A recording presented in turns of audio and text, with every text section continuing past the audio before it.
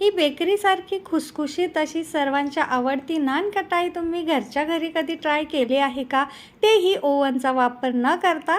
चला तर मग त्यासाठी एका बाउलमध्ये 1 वाटी पिठी साखर गाळून घ्यायची आहे. त्यामध्ये अर्धी वाटी साजूक तूप टाकून विस्करच्या साहाय्याने छान असं याला हलकं होईपर्यंत फेटून घ्यायचं आहे. आता ही जेवढी छान आपण फेटून घेऊ तेवढीच खुसखुशीत आपली नानकटाई तयार होणार आहे.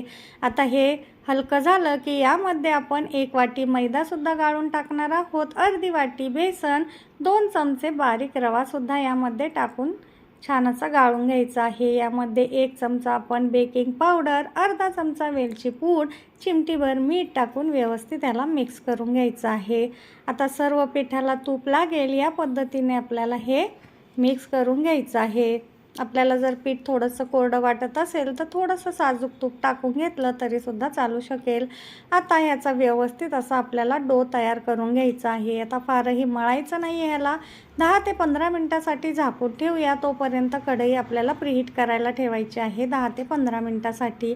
एका ताटामध्ये बटर पेपर घ्यायचा आहे आणि आता हे पीठ आपलं तयार झालेलं आहे नानकटाईसाठीचं.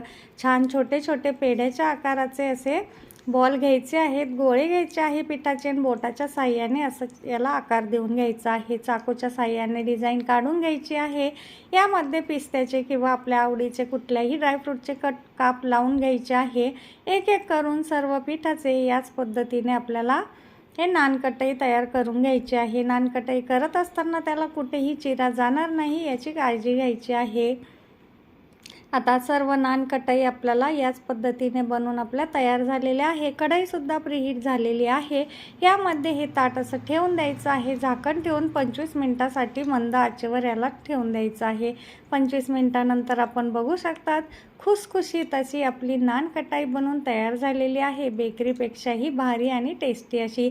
तर मुलांना बाहेरची बिस्किट देण्यापेक्षा असे घरच्या घरी खुसखुशीत अशी नानकटाई नक्की तयार करा. आवडला असेल तर चॅनलला सबस्क्राईब करा. धन्यवाद.